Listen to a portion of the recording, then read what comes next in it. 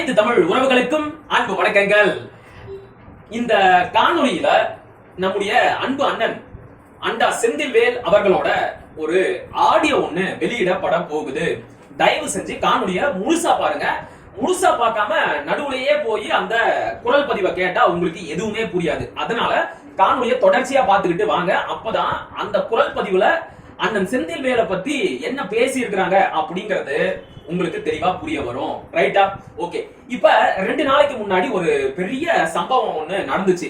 என்ன அப்படின்னா, நம்முடைய அருமை நண்பர் அன்பு சகோதரர் இடுமாவனம் கார்த்தியோட கைய புடிச்சு செந்தில்வேல் அவர்கள் அழுதாரு அப்படிங்கிற விஷயம் வெளியாச்சு. எதுக்காக அழுதாரு? அண்ணன் சீமான் அவர்கள் என்கிட்ட பேசல, நான் என்ன தப்பு பண்ணேன், கார்த்தி தயவு செஞ்சு சீமான் அண்ணனை என்கிட்ட பேச சொல்லு அப்படின்னு 2-3 வருஷத்துக்கு முன்னாடி இடுபாவனம் கார்த்தியோட கைய புடிச்சு இந்த செந்தில்வேல் அழுதாரு அப்படிங்கிற விஷயம் லீக் ஆச்சு. இது பாத்தீங்கன்னா இந்த திராவிட கூடாரங்கள் மத்தியில செந்தில்வேலோட இமேஜ பெரிய அளவுக்கு டேமேஜ் பண்ணிருச்சு.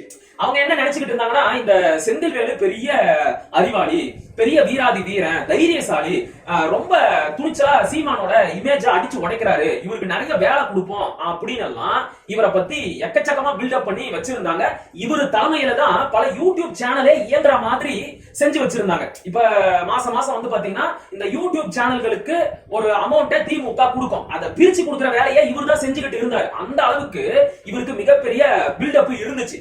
இப்ப அந்த பில்டப் எல்லாமே ஒரே நொடியில சீட்டு கட்டு போட்ட சரீரம் மாதிரி சரிஞ்சு விழுந்துருச்சு. ஏன்பா சீமான் அண்ணன் கிட்ட பேசணும் அப்படின்னு சொல்லி நீ அழுதியா? நீ இந்த அளவுக்கு அவர் மேல பற்றுதலா இருந்தியா? உன்னை எல்லாம் நம்பலாமா வேணாமா அப்படின்னு அந்த தரப்புல பெரிய அளவுக்கு அவர் மேல சந்தேகப்பட ஆரம்பிச்சுட்டாங்க போல. அத்தோட நிக்காம இந்த இடஒதுக்கீடு விஷயமா, சாதிவாரி மக்கள் தொகை கணக்கெடுப்பு விஷயமா அவர் தற்கூரித்தனமா பேசினார் இல்ல, அதையும் நம்முடைய தம்பிகள் போட்டு உடைச்சி இந்த ஆளுக்கு எதுவுமே தெரியல, சட்டமும் தெரியல, சட்ட நுணுக்கங்களும் தெரியல, பாட்னா உயர் நீதிமன்றத்துல என்ன தீர்ப்பு கொடுத்தாங்க அப்படின்னு தெரியல, எதுவுமே தெரியாம சொந்த இனத்துக்கு துரோகம் செஞ்சுட்டு கருணாநிதி குடும்பத்துக்கும் திமுகவிற்கும் முட்டு கொடுத்துக்கிட்டு இருக்கிறாரு, இவர் ஒரு இன துரோகி அப்படின்னு பெரிய அளவுக்கு இவரை டேமேஜ் பண்ணாங்க. இதனால ரொம்ப மன உளைச்சலுக்கு ஆளான நம்முடைய அண்டா செந்தில்வேல் அவர்கள் எல்லார்கிட்டையும் போய் புலம்ப ஆரம்பிச்சுட்டாரு. ஐயோ நான் அழுதேன் அப்படிங்கிற விஷயத்த வெளியே சொல்லிட்டாங்களே, அவனுங்களை சும்மா விடக்கூடாது, ஏதாவது பண்ணுங்க அப்படின்னு எல்லார்கிட்டையும் கதறிக்கிட்டு இருக்காரு. நேற்றைக்கு முன்தினம் அதர்ம மனோஜ் கிட்ட போய் பேசி இருக்கிறாரு. அவ பதிலுக்கு நான் இடுமாவனம் கார்த்தியை அசிங்கப்படுத்துறேன் அப்படின்னு சொல்லி இடுமாவனம் கார்த்தி திமுகவுல சேர போறாரு அப்படின்னு ஒரு பொய் கதையை அவிழ்த்து விட்டான். அதையும் நாம எக்ஸ்போஸ் பண்ணோம். அடுத்ததா நமக்கு ரொம்பவும் வேண்டப்பட்ட ஒரு அண்ணன் கிட்ட போய் என்ன போய் இப்படி எல்லாம் பொதுவெளியில பேசுறாங்களே, இதெல்லாம் நியாயமா, கருத்தியெல்லாம் பேசணும்ல அப்படின்னு அவர்கிட்ட போய் பொழந்து இருக்கிறாரு. அவர் யாருன்னு நான் சொல்ல விரும்பல. நமக்கு ரொம்பவே வேண்டப்பட்ட ஒரு அண்ணன் தான், உங்க எல்லாருக்கும் நல்லாவே தெரியும். அவர் நமக்கு அன்பு கட்டளையா ஒண்ணு சொன்னாரு, தம்பி கருத்தியெல்லாம் பேசுங்க, இப்படி தனி மனித தாக்குதல் எல்லாம் செய்யாதீங்க அப்படின்னு நம்ம கிட்ட கேட்டுக்கிட்டாரு. அண்ணனுக்கு நாம என்ன சொல்றோம் அப்படின்னா, அண்ணன் மட்டும் கிடையாது, எல்லாருக்குமே பொதுவா நாம என்ன சொல்லிக்க விரும்புறோம் அப்படின்னா, யாருடைய தனிப்பட்ட விவகாரங்கள், தனிப்பட்ட வாழ்க்கை விஷயங்கள் இதுல தலையிட்டு அதையெல்லாம் புதுவெளிக்கு கொண்டு அவங்கள அசிங்கப்படுத்தணும் அப்படிங்கிறது நம்முடைய நோக்கம் கிடையாது. அதை இதுக்கு முன்னாடி நாம செஞ்சதும் கிடையாது. அது நம்முடைய வேலையே கிடையாது. அது திராவிடம் செய்யற ஒரு கீழ்த்தரமான வேலை. சரியா? அதுக்குனே ஒரு ஆளை வச்சிருக்காங்க. அது ஒரு பக்கம் இருக்கட்டும். அப்ப நாம ஒரு காலத்திலயும் அந்த வேலைகளை செஞ்சதே கிடையாது. ஆனா சமீப காலமா இந்த செந்தில்வேல் என்ன செஞ்சுக்கிட்டு இருக்கிறார்? அரசியலையும் தாண்டி அண்ணன் சீமான் அவர்களை தனிப்பட்ட முறையில ஒருமையில தரக்குறைவான சொற்களை பயன்படுத்தி கடுமையா விமர்சிக்க ஆரம்பிச்சாரு. இப்ப நமக்கு வேற என்ன வழி இருக்கு? பொறுத்து பொறுத்து பார்த்தோம், ஒரு கட்டத்துல பொறுக்க முடியாம வெடிச்சிட்டோம். பொறுமைக்கும் ஒரு எல்லை இருக்குல்ல.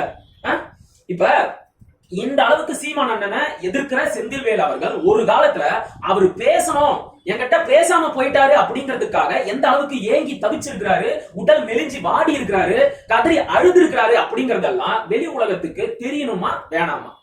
அதாவது சந்தர்ப்பத்துக்கு ஏத்த மாதிரி ஒரு தடவை தமிழ் தேசியம் சீமான் அப்படின்னு ஆதரிக்க வேண்டியது, அந்த பக்கம் மார்க்கெட் இல்ல அப்படின்னு தெரிஞ்ச உடனே அப்படியே திராவிடத்தின் பக்கம் போயிட்டு திராவிடம், திராவிட சித்தாந்தம், பெரியார், அண்ணா, கருணாநிதி, ஸ்டாலின், இன்னைக்கு உதயநிதி ஸ்டாலின், நாளைக்கு வரப்போற இன்பநிதி ஸ்டாலின் அப்படிங்கிற வரைக்கும் ஆதரிக்கிறாரு.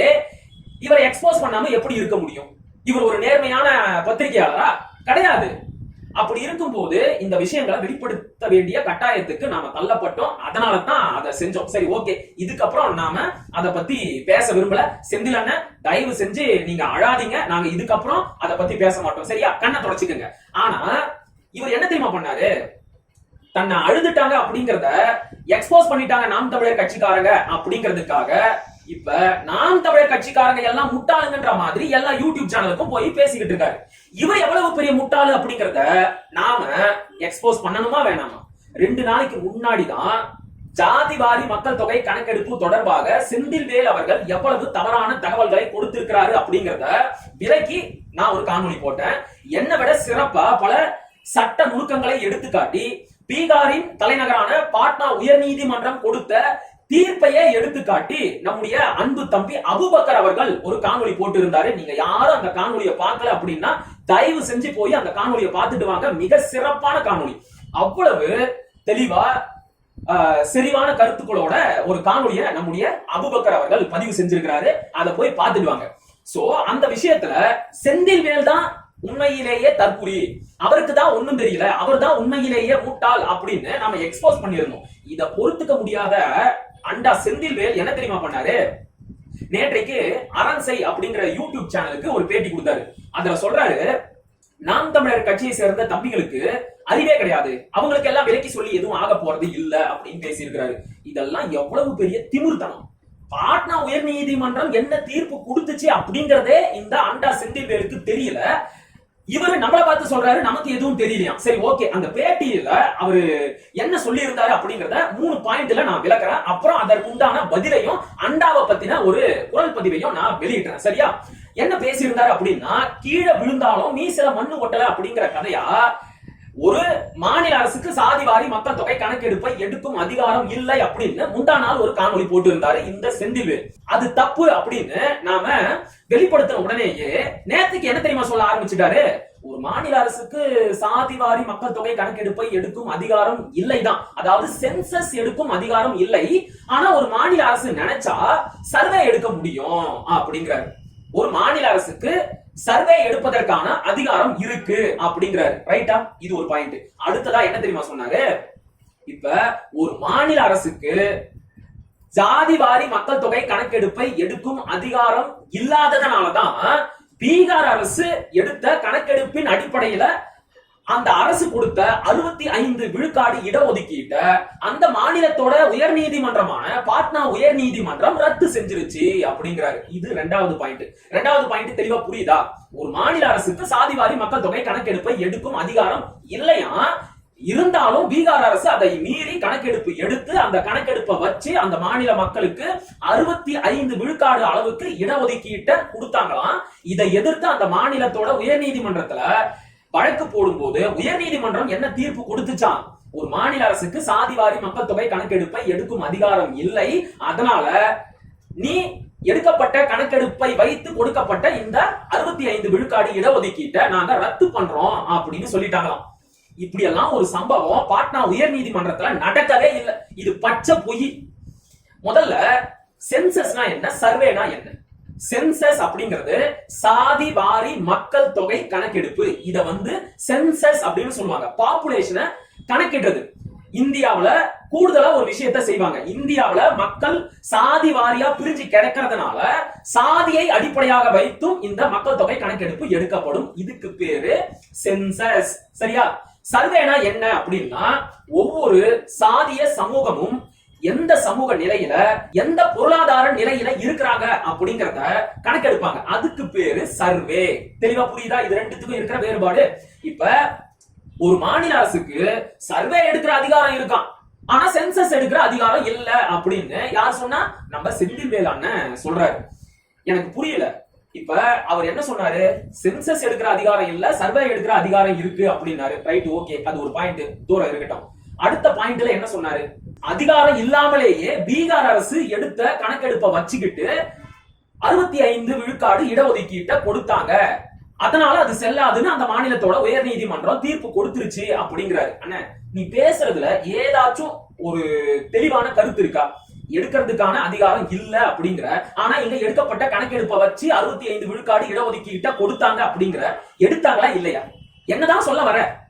பைத்தியக்காரத்தனமா இல்ல? ஒரு மாநில அரசுக்கு சர்வே எடுக்கிற அதிகாரம் இருக்கு அப்படிங்கிற, ரைட், ஓகே. பீகார் அரசு சர்வே எடுத்தாங்க அப்படின்னு நீ தான் சொல்ற, அதுவும் ஓகே.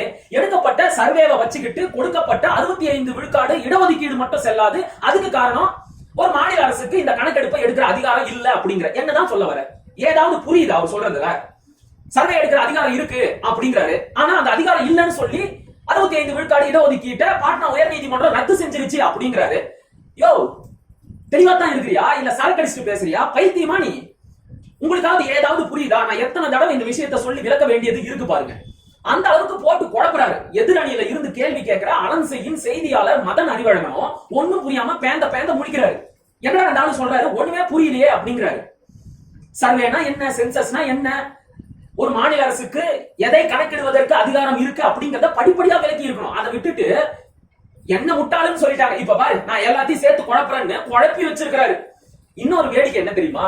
வேடிக்கை அப்படிங்கறத விட சரியான கோமாளித்தனம். அவர் என்ன சொன்னாரு? ஒரு மாநில அரசுக்கு மக்கள் தொகை கணக்கெடுப்பை எடுக்கும் அதிகாரம் இல்லை அப்படிங்கறதுனால தான் அந்த கணக்கெடுப்பை வச்சு பீகார் அரசு கொடுத்த 65 விழுக்காடு இடஒதுக்கீட்டு அந்த மாநிலத்தோட உயர் நீதிமன்றம் ரத்து செஞ்சிருச்சு அப்படின்னாரு. இப்ப கணக்கெடுப்பே எடுக்காம இருந்தாலும் சரி, கணக்கெடுப்பை எடுத்தாலும் சரி, இடஒதுக்கீடு 50 விழுக்காட்டுக்கு மேல கொடுக்கப்பட்டா அத நீதிமன்றம் ரத்து செய்யத்தான் செய்யும். ஏன் தெரியுமா? இடஒதுக்கீடு என்பது 50 விழுக்காட்டை தாண்டக்கூடாது அப்படின்னு உச்ச நீதிமன்றத்தோட டைரக்ஷன் இருக்கு.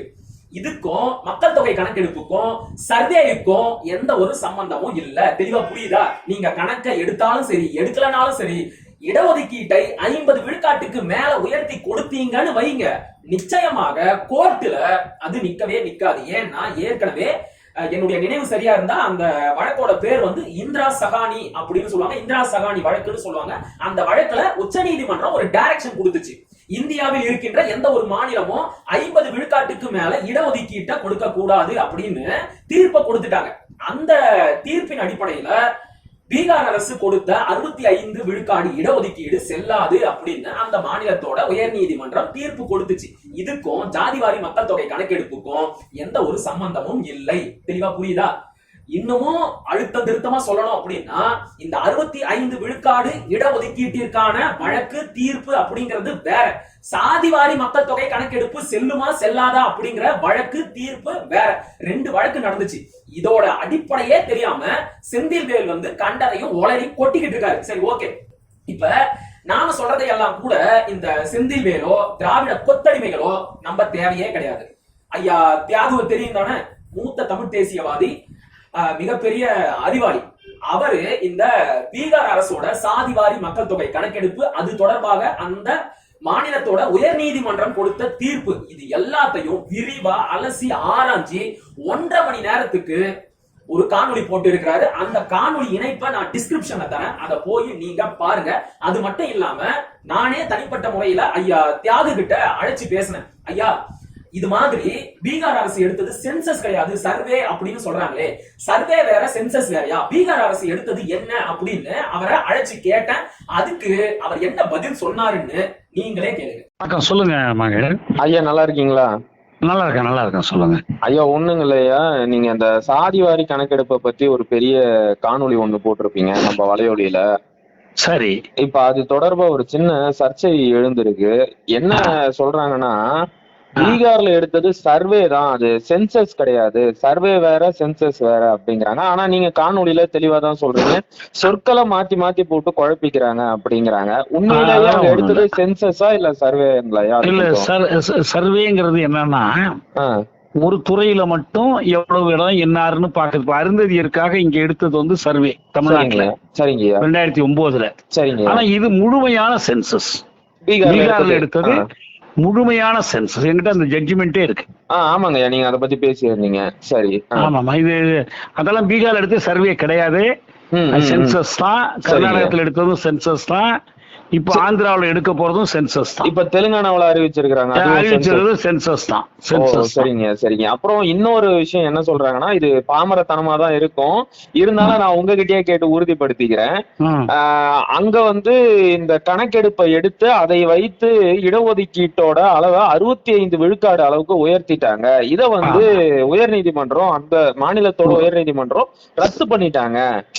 ஏன் ரத்து பண்ணிட்டாங்கன்னா, அந்த மாநிலத்துக்கு அந்த சென்சஸ் எடுக்கிற அதிகாரம் இல்லாம போனதுனாலதான் இதை ரத்து பண்ணாங்க. அப்படிலாம் இல்ல, இது வேற தீர்ப்பு, அது வேற தீர்ப்பு. சரிங்கய்யா. அதுல சொல்லிருக்கிறது ஒரே ஒரு காரணம், 50 விழுக்காட்டுக்கு மேல போக கூடாதுங்கிறது தான். ஆமாங்க, அது வந்து உச்ச நீதிமன்றத்தோட டைரக்ஷன்றதுனாலதான் ரத்து பண்ணாங்க. ஆமா ஆமா, அது ஒண்ணும் இதே கிடையாது, தடையே கிடையாது. சரிங்க. இந்த சென்சஸ் எடுத்ததுக்காக அதை செய்யல. சென்சஸ் வந்து அதே தலைமை நீதிபதி தான், சந்திரன் என்னமோ வருது. சரிங்க. அதே தலைமை நீதிபதி தான் 2 தீர்ப்புலயுமே இருக்கிறார். 2வது நீதிபதி தான் வெவ்வேற இருக்கிறாங்க. சரிங்க. ஆனா இது ரொம்ப தெளிவான தீர்ப்பு என்னன்னா, அதுக்கு இதுக்கு சம்பந்தமே இல்லை. ஓகேங்கய்யா. சரிங்க சரிங்க.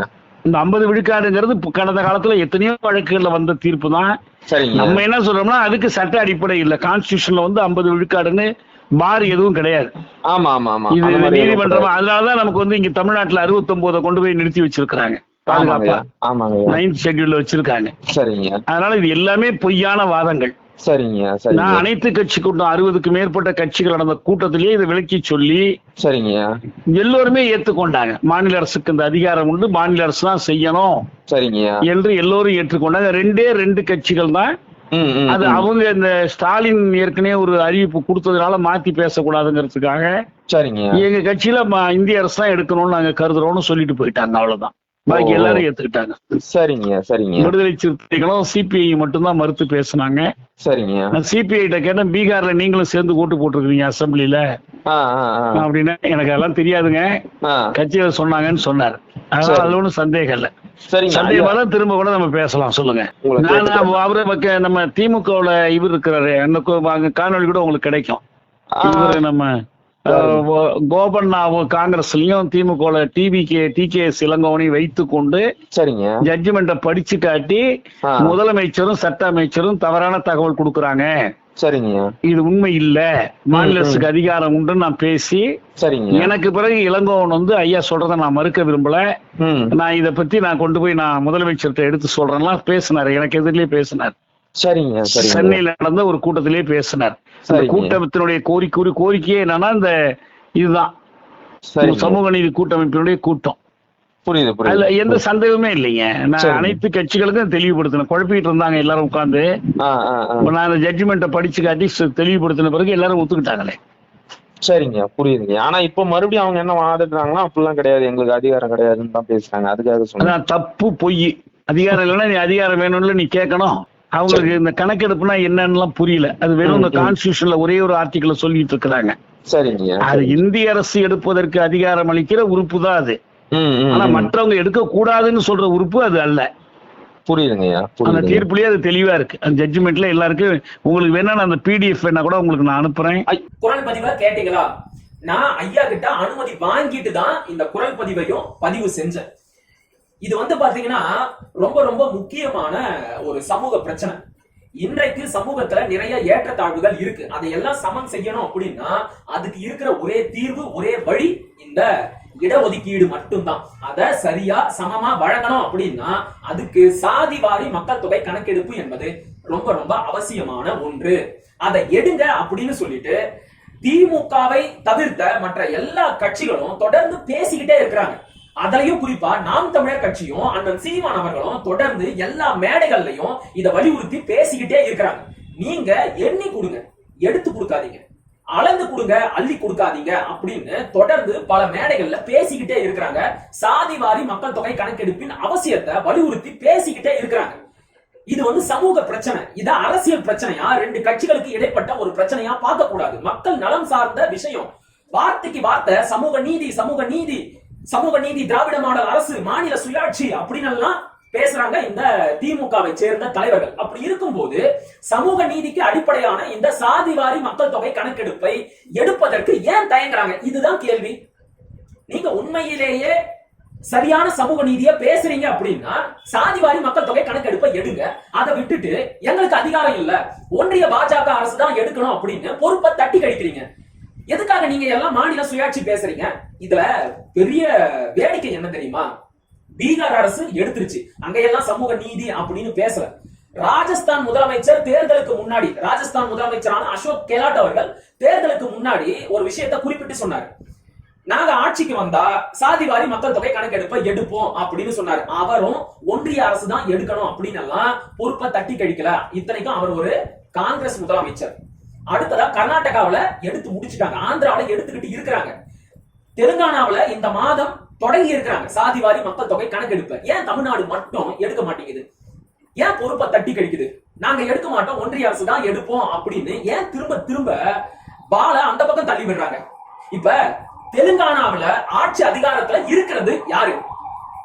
காங்கிரஸ் கட்சி தானே? சொல்லுங்க, காங்கிரஸ் கட்சி தானே? காங்கிரஸும் அந்த இடத்துல ஒரு மாநில கட்சியா தானே இருக்கு. அவங்களால எடுக்க முடியுது இல்ல? அவங்க யாருமே எங்க கிட்ட அதிகாரம் இல்ல, ஒன்றிய பாஜக அரசு தான் எடுக்கணும் அப்படின்னு சொன்னாங்களா? காங்கிரஸ் யாரு? திமுகவோட கூட்டணி கட்சி. கூட்டணி கட்சி ஆட்சி அதிகாரத்துல இருக்கிற தெலுங்கானா, ராஜஸ்தான், கர்நாடகாவில சாதிவாரி மக்கள் தொகை கணக்கெடுப்பை எடுக்க முடியும் போது ஏன் தமிழ்நாட்டுல மட்டும் முடியல? ஏன் தமிழ்நாடு அரசுக்கு மட்டும் அந்த அதிகாரம் இல்லாம போச்சு? இதுதான் கேள்வி. அதிகாரம் இல்லாம இல்ல, எல்லா அதிகாரமும் இருக்கு. இருந்தும் கூட இந்த திமுக அரசு இந்த கணக்கெடுப்பை எடுக்க தயங்குது. அதுக்குள்ளதான் நமக்கு ஒரு சந்தேகம் வருது. இப்ப இவங்க ஒன்றிய பாஜக அரசை கை காட்டுறாங்க இல்லையா? அவங்க ஒரு காலத்திலையும் எடுக்க மாட்டாங்க, ஒரு காலத்திலையும் எடுக்க மாட்டாங்க. நான் அடிச்சு சொல்றேன், எந்த கோவில்ல வேணும்னாலும், எந்த தேவாலயம் மசூதியில வேணும்னாலும் வந்து நான் சத்தியம் பண்றதுக்கு தயாரா இருக்கிறேன். அவங்க ஒரு காலத்திலையும் சாதிவாரி மக்கள் தொகை கணக்கெடுப்பை எடுக்க மாட்டாங்க. ஏன் அப்படின்னா அவங்கள பொறுத்த வரைக்கும் இந்தியாவுல இடஒதுக்கீடு இருக்கக்கூடாது அப்படிங்கிறதுதான் அவங்களோட நிலைப்பாடு. சரியா? அப்படி இருக்கும் போது அவங்க எப்படி இந்த இடஒதுக்கீட்டிற்கு அடிப்படையான சாதிவாரி மக்கள் தொகை கணக்கெடுப்பை எடுப்பாங்க?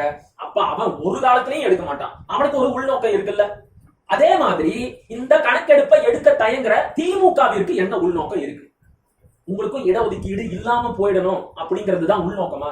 அதெல்லாம் கிடையாது. இவங்களோட உள்நோக்கம் என்ன தெரியுமா? ஒருவேளை சாதிவாரி மக்கள் தொகை கணக்கெடுப்பை எடுத்துட்டா தமிழ்நாட்டில் வாழ்கின்ற பிற மொழியாளர்களின் எண்ணிக்கை எவ்வளவு அப்படிங்கிறது வெட்ட வெளிச்சமாயிரும்.